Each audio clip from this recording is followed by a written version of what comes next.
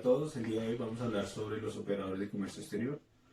Vamos a basarnos en el decreto 390 y el 1165. Eh, en este grupo lo integran Paula Solano y Alejandro Torres, quienes a continuación irán detallando tema a tema eh, estas definiciones. Lo primero que tenemos que saber que es un operador comercial. Un operador comercial es el que interviene en la cadena productiva en cualquier momento y están regidos bajo la autoridad aduanera nacional. Actualmente existen 14 operadores, los cuales hablar de los requisitos que deben cumplir estos operadores de comercio. En primer lugar, deben estar domiciliados en nuestro país. En segundo lugar, deben cumplir con todas las normativas. En tercer lugar, deben enviar una hoja de vida y los soportes técnicos y tecnológicos universitarios de las personas que van a intervenir directamente en la cadena. No pueden tener deudas, ningún tipo de deudas con la entidad, con la DIAN. Además de eso, deben tener una estructura física que les sirva y que se ajuste a la normativa nacional para ejercer su labor. Los software informáticos que ellos controlen o que ellos tengan, que sean particulares, también deben estar, digamos que homologados y deben actuar conjuntamente con los software de la DIAN. Además de esto, tienen que ejecutar políticas, las declaraciones de renta de sus activos fijos y deben pasar por una revisión por la DIAN de todos sus activos.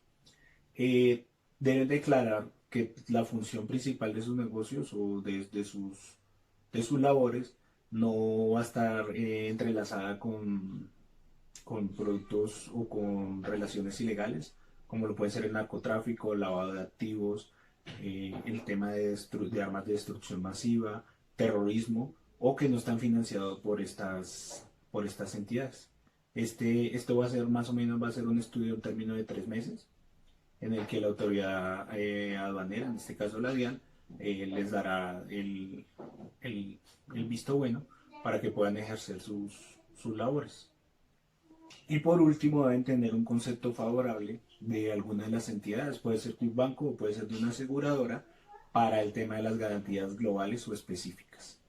Ya definidos los operadores comerciales, sus requisitos, vamos a entrar en materia.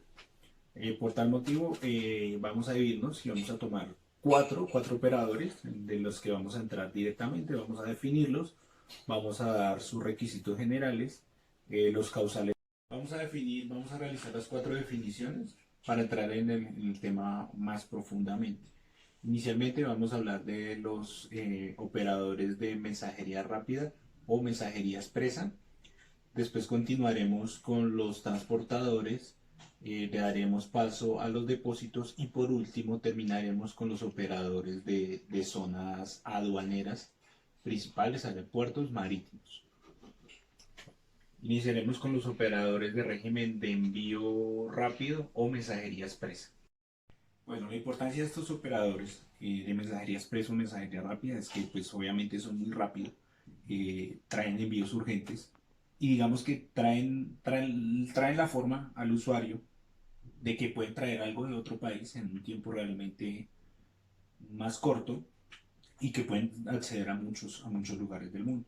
Entonces, creo y considero que este es un servicio vital y pues la labor de estas compañías es importante, pero también la del usuario y el remitente. Permite conectar ciertas partes del mundo. Bueno, continuaremos con el segundo tema, con el tema de transporte y depósitos. Para esto le daré paso a mi compañero Alejandro Torres. Muchas gracias. Empresa o mensajería rápida. Estos operadores se definen como operadores que están habilitados por el Ministerio de Tecnología para ejecutar labores de entregas rápidas o expresas nacionales o internacionales y que tengan que estar, digamos que su zona de trabajo va a ser el territorio aduanero nacional. Para esto, ellos deben cumplir con cierta serie de requisitos lo primero es que tienen que estar domiciliados en Colombia. Lo segundo es que deben tener un área no menor a 100 metros para ejecutar sus labores, para el tema logístico, para el tema de tener que trabajar con camiones, el tema fluvial. Entonces, para esto, la autoridad aduanera les exige que tienen que tener un área mínima de 100 metros cuadrados. Además de esto, deben contar con un área como de rastreo de paquetes, es decir, deben tener una plataforma tecnológica que les permita a ellos rastrear el paquete desde su envío hasta su entrega final. Y a su vez, que ese software, la entidad aduanera, lo tenga, digamos que en cualquier momento cuando lo solicite, pueda hacer uso de él. Deben contar también deben cumplir con su rol de ser mensajeros y cumplir con las entregas rápidas. Es decir, estas entregas no pueden pasar de un tiempo determinado y pues como su nombre lo dice, deben ser rápidas. Deben tener además de esto una red de transportes que cumpla con el trabajo que necesitan. Es decir, camiones, flotilla de aviones, si lo necesitan buques, todo para que esta cadena logística cumpla y pues cumplan con su deber, que es una mensajería expresa y digamos que tienen que tener la capacidad para cumplir con esto. Ellos tienen unas obligaciones que están en el decreto 82. Lo primero es que tienen que tener una disposición, una disponibilidad 24/7, incluyendo los domingos y los festivos. Es decir, que ellos no paran. Digamos, si necesitan un envío un domingo, deben tener la cadena y la cadena debe estar alimentada para el domingo a las 6 de la mañana o el día lunes festivo a las 11 de la noche. Con esto garantizan que sus envíos sí sean rápidos y efectivos. Deben tener a su disposición, digamos, seguridad para, para que en toda la cadena los productos, los envíos, las mercancías estén protegidas y no vayan a ser víctimas de robos o, o de hurtos. Eh, Deben adoptar medidas necesarias para que se encuentren bajo lo que estamos hablando. Deben tener esas medidas para que las mercancías que están bajo su cuidado cumplan con los criterios, no se vayan a extraviar y pues no presenten pérdidas. Deben identificar sus envíos con guías. No solamente las guías tienen que estar afuera, sino las facturas de cada envío, para que en cualquier momento cuando lo disponga la DIAN, estas facturas digamos que puedan ser controladas y asimismo digamos que su remitente y su destinatario final puedan seguir rastreando y puedan ver en dónde está su envío. Deben tener la plataforma, que es la que permite que se genere el rastreo, el seguimiento, y deben tener a su disposición los informes de las mercancías, qué mercancías reciben, qué mercancías salen, en qué parte o en dónde se van Deben almacenar solo los depósitos autorizados, no pueden usar otras bodegas o otros lugares que tengan ellos establecidos. Si la compañía tiene más sucursales, deben estar autorizadas o no pueden ser usadas para almacenar esto. Y siempre y cuando pues, estén dentro del territorio aduanero nacional y cumplan con la medida de los 100 metros cuadrados. Además, en el momento de la liquidación digamos, del cargo por el envío, deben asegurarse de que cobren el recaudo por los derechos de los impuestos, además de eso, el valor del rescate, si se llegase a necesitar. Es decir, que es como el seguro para que cumplan con los derechos aduaneros o con alguna multa por si llegase a suceder. Deben tener los documentos por más de 5 años, digamos que de los envíos. Si es decir, del 2015 al 2020, digamos que esos documentos deben estar vigentes, no se pueden destruir y deben estar digitalizados, por si en algún momento la entidad aduanera, la DIAN, necesita hacer un seguimiento sobre los envíos. Deben tener una planilla de recepción. Esta planilla debe ser digital y debe estarse llenando con mucho juicio.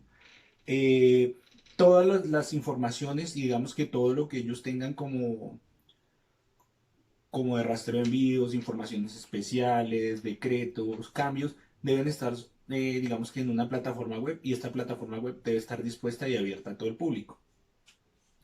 Eh, Hablemos del artículo 83 que habla de las garantías.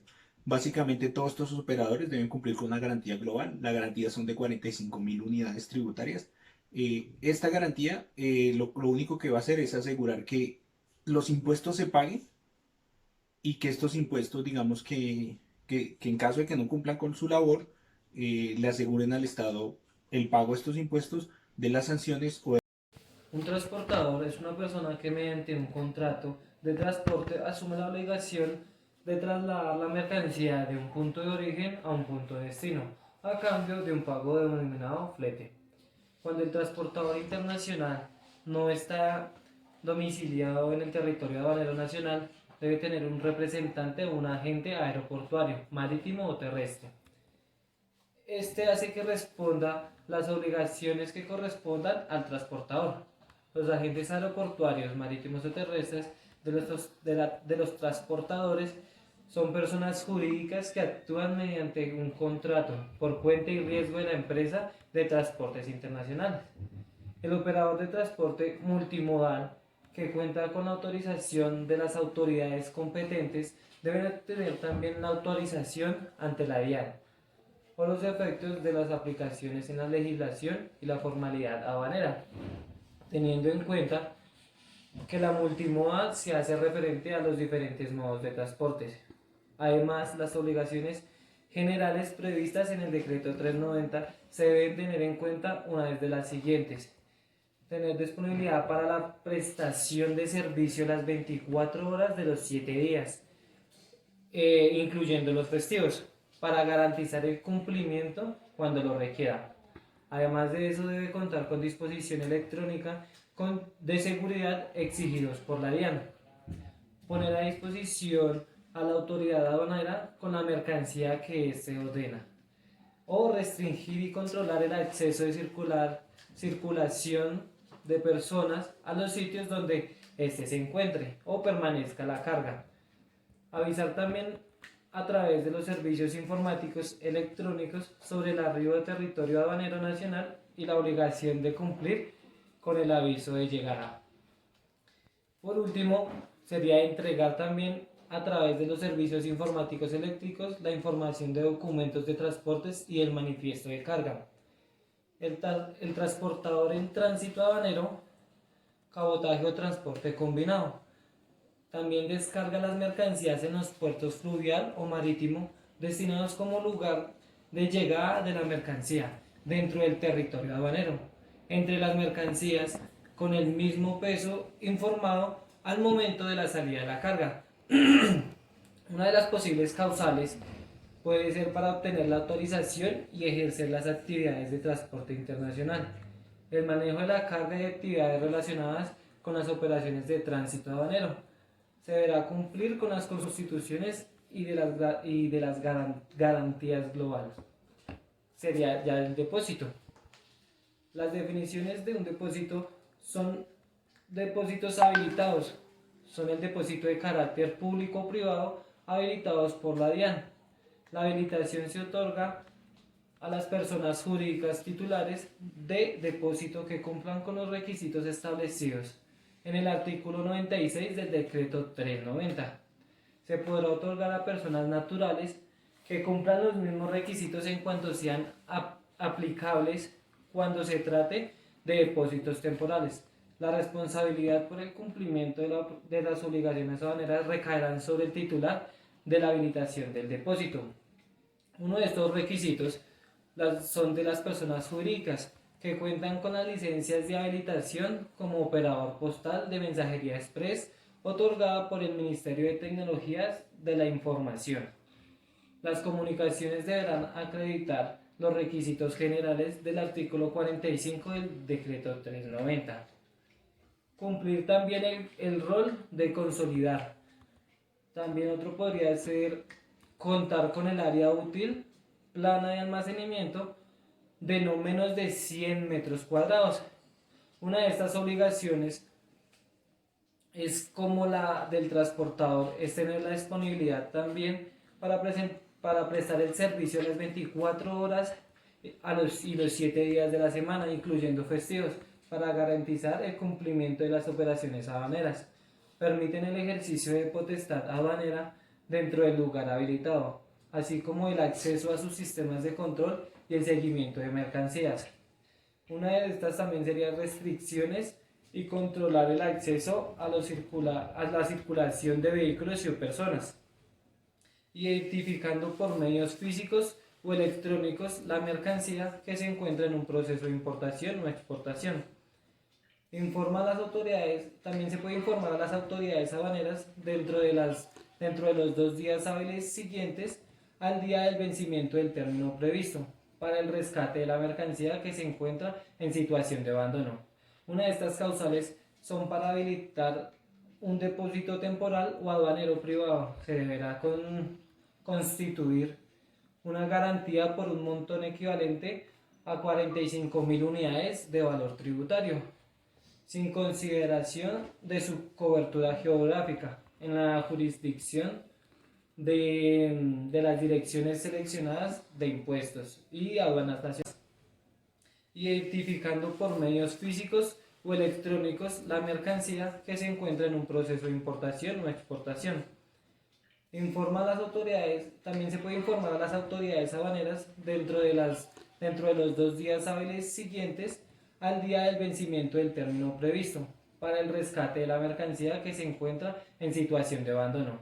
Una de estas causales son para habilitar un depósito temporal o aduanero privado. Se deberá constituir una garantía por un montón equivalente a 45.000 unidades de valor tributario, sin consideración de su cobertura geográfica en la jurisdicción de las direcciones seleccionadas de impuestos y aduanas nacionales. Un depósito temporal es el lugar habilitado por la DIAN en el que se puede almacenar mercancías bajo el control aduanero.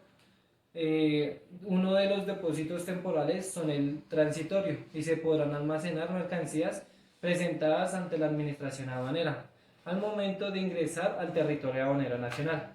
A continuación, pues mi compañera Paula les hablará lo que son las zonas primarias. Buen día. Daré la continuidad al tema de los operadores de comercio exterior enfocados en las zonas primarias de los aeropuertos, puertos o muelles y cruces de frontera. Importante para ello inicialmente definir qué es una zona primaria. Las zonas primarias son aquellos lugares habilitados por el territorio aduanero nacional para el ingreso y salida de mercancías. Se constituyen como lugares habilitados para el ingreso y salida de mercancías, lo que corresponden a aeropuertos, puertos o muelles y los cruces de frontera. Asimismo, hace parte de un lugar habilitado aquellas zonas únicas de inspección que son aéreas delimitadas con disposiciones y procedimientos de seguridad, donde se llevará a cabo el control de las formalidades aduaneras correspondiente a la carga, el ingreso o salida de mercancía dentro de un territorio aduanero nacional. Por medio de las zonas primarias se establecen algunas operaciones autorizadas correspondientes al ingreso y salida de mercancías, que corresponde al cargue, descargue, almacenamiento y traslado de las mercancías dentro de esos lugares que están habilitados. Con base al decreto 390 del 2016, que es en el que nos enfocamos para el desarrollo de este trabajo y correspondiente a los operadores de comercio exterior, se aclaran cuáles son aquellos lugares y se establecen los lineamientos correspondientes a los requisitos y obligaciones que se debe cumplir para cada uno de estos lugares habilitados correspondiente al tipo de operación que se vaya a realizar. Uno de los requisitos que me llama la atención y que se encuentra o que logro evidenciar una diferencia corresponde a los lugares habilitados correspondientes al tema de aeropuertos y de los muelles correspondiente al sector público y privado. Allí que se indica, informa que correspondiente a la habilitación de aeropuertos para efectos aduaneros La habilitación de los aeropuertos tendrá una vigencia indefinida y no requerirá la constitución de una garantía. Caso contrario, que ocurre en la habilitación de muelles o puertos públicos y privados, que indica que los muelles o puertos para la entrada y salida de mercancías bajo el control aduanero deberán constituir una garantía global bancaria o de compañía de seguros para asegurar el cumplimiento de sus obligaciones. Esto se hace por un monto equivalente, asimismo por unos porcentajes, correspondiente a la renovación que se vaya a hacer de acuerdo a la operación. Indica y que en caso de que se incurra en alguna sanción por incumplimiento, se perderán dichos beneficios. Con las zonas primarias, en cuanto a la inclusión en los operadores de comercio exterior, se puede concluir que al ingresar a estas zonas se tiene un control constante en cuanto a las operaciones que se realizan de ingreso y salidas de mercancías, lo cual ayuda contra la lucha del contrabando, el ingreso ilícito de mercancías al país. Asimismo, se logra evidenciar que se establecen unas normas y requisitos tributarios, lo cual es bueno, pues ya que quien paga esos impuestos son los que adquieren el bien o el servicio. Con los operadores de comercio exterior, como conclusión que puedo desarrollar, que corresponde en este momento a un incremento de seguridad en cuanto a las operaciones que se realizan de importación y exportación dentro de los territorios aduaneros nacionales. Esto permite, como informo, un control constante de las mercancías, generando unos cumplimientos aduaneros y con ello ciertas formalidades que se establecen. Esto fue el tema desarrollado. Agradezco la atención que se presta en cuanto a mis compañeros y quien les habla, deseándoles un buen día.